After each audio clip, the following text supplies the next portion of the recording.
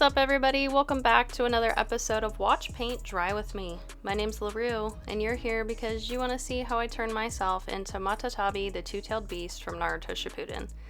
Starting off with caffeine, because I've got 5 hours of painting ahead of me, little did I know. Then you're going to block out your eyebrows with a glue stick, comb that shit back with a spoolie brush. I did that at least like 3 more times before I powdered it.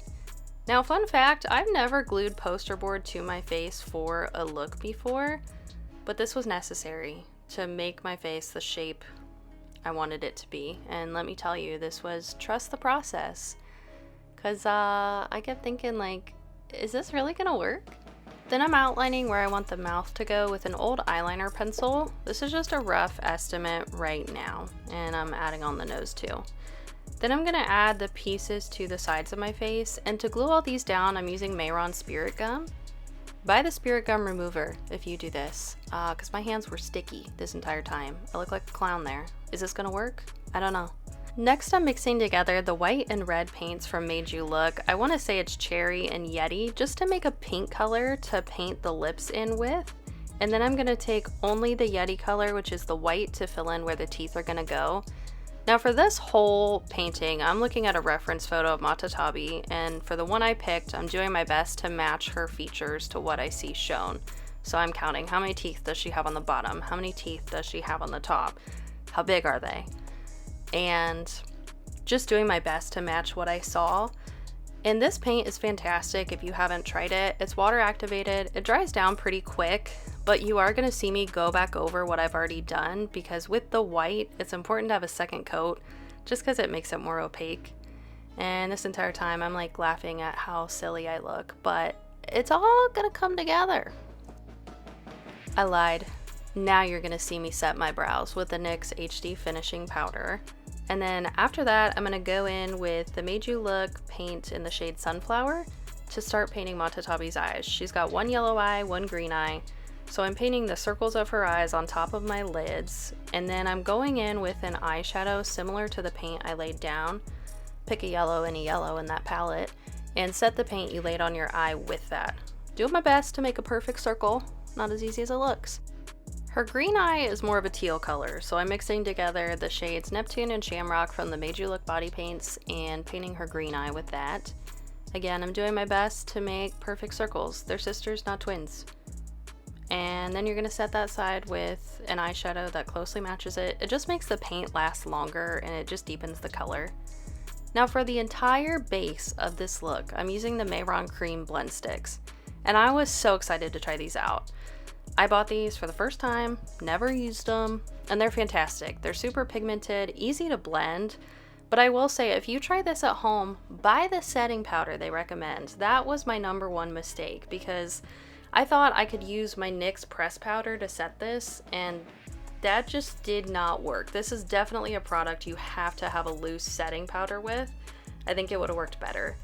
So I'm taking the darker blue and the pastel blue, and I'm just blending them the best I can. Matatabi has a flame-like appearance, so I'm doing my best to just emulate the colors I see in the photo, make the blues go together, make them look like there is movement.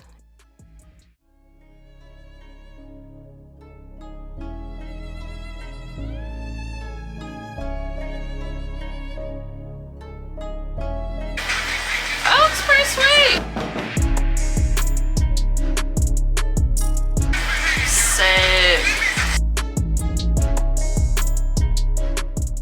If you didn't know it by now, I'm my own biggest fan. No, I'm kidding, but if you aren't cheering yourself on, what the fuck are you doing?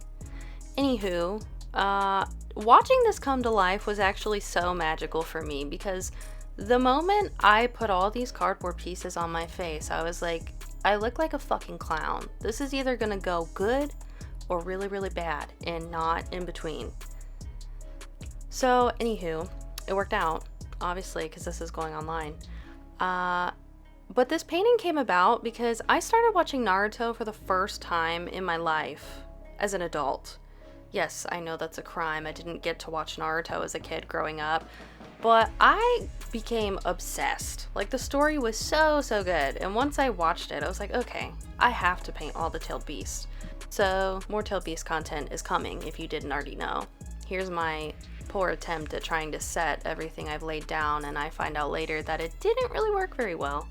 I'm filling in my nose with a mix of black and white face paint from Made You Look again, just to make a gray color. And then I'm gonna outline around my pupils.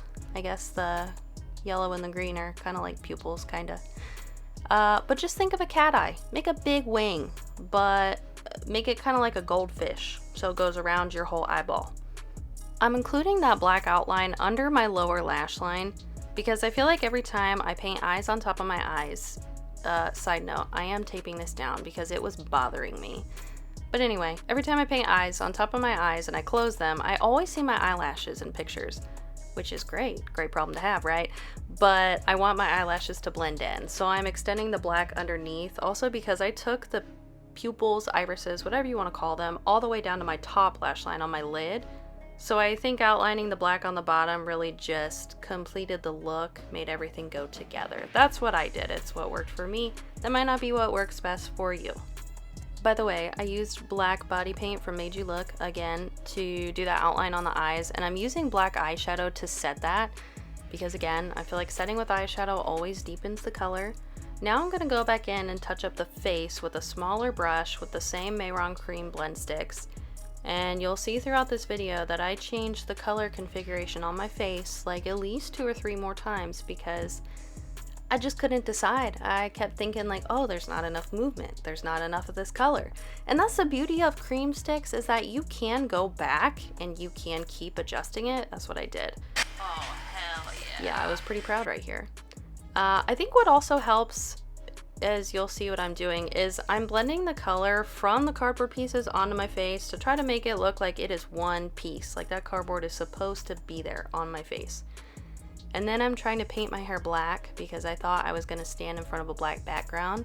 But you'll soon find out, just like I did, that I did not have a black background. So I used my husband's black dress shirt, which was not big enough. But I'm out here doing the best I can with what I got, so it is what it is. Then I'm filling in the sides of my face and my jaws with black face paint to make it appear like that part of my face does not exist. And you'll see me keep adjusting the colors with the light pastel blue and the dark blue on my face until I feel like I get the color right, which is a long time from now.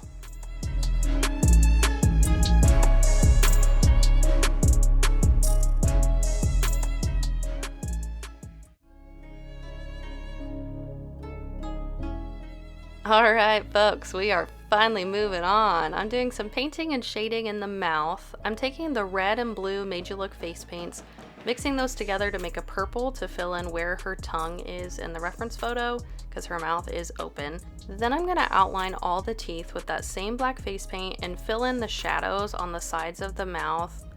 Now you can take a gray eyeshadow or a purple eyeshadow and just cast some shading below the top teeth onto the tongue to make it look like it's protruding from the back of the mouth. So there'd be a shadow furthest in the back right and it'd be lightest closest to the front. But then I also cast a shadow from the bottom teeth back onto the tongue because if they are sitting in front of it, they would technically cast a shadow. So you're just seeing me do some shading here, trying my best to bring it to life. This was kind of hard to paint though. And then I'm going in and shading around the lips and just trying to make that look more realistic. And then I'm going to outline that with the same black face paint.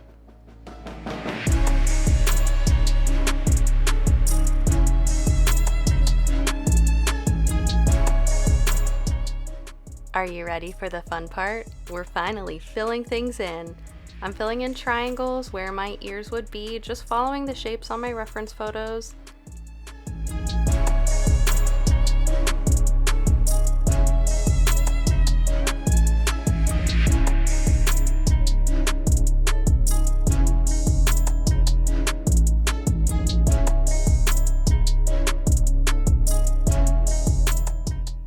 Oh yeah, baby! This is where I said, okay, this is coming together.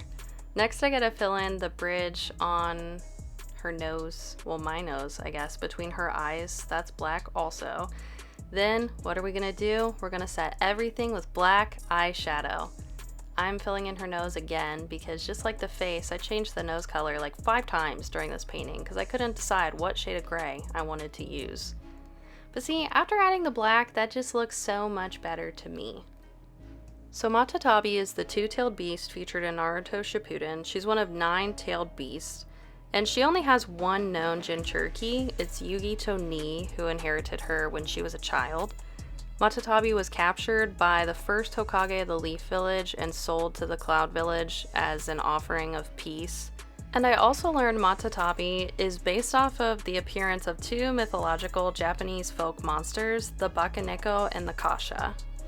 So the Bakaneko is a type of Japanese yokai, I hope I'm saying that right, or supernatural entity, otherwise known as a supernatural cat. According to Wikipedia, the abilities attributed to them are various, including shapeshifting, speaking human words, cursing humans, manipulating dead people, possessing humans, and lurking in the mountains and taking wolves with them to attack travelers. Spooky.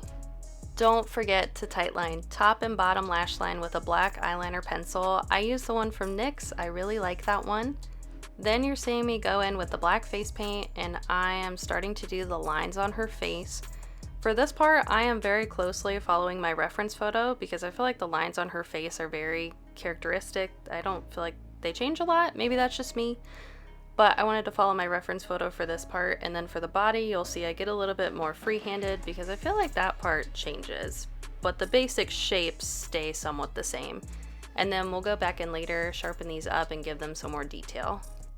Now, what is the Kasha?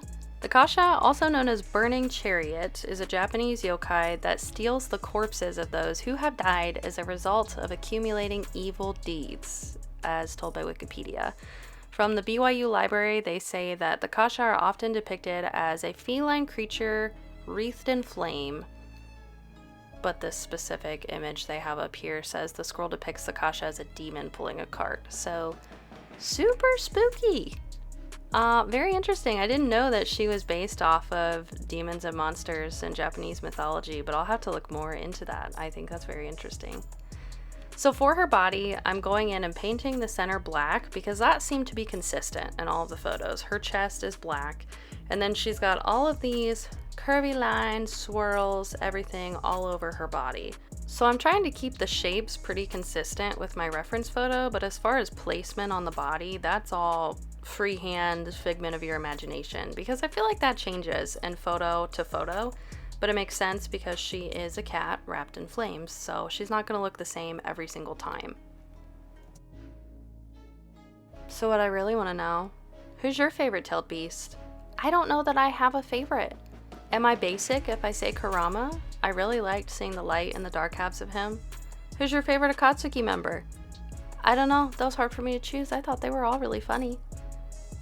Who's your favorite villain? My favorite was Pain. That arc literally broke me. When Naruto and Nagato finally come face to face, I'm just waiting for the ass beating to happen, and then it doesn't, which was honestly so moving, but also just not what I was expecting all at the same time. But overall, to me, the storyline was pretty satisfying. 10 out of 10. I'm ready to start it again. I'm ready to watch again. Now that I have all my lines laid down with the black paint, I'm going in and going over all of them with black eyeshadow, which was a tedious process, but also so satisfying, because once you see how much darker they get, you're like, oof, ooh, that's good. So I'm just darkening up all my lines and finalizing my details. We're almost done.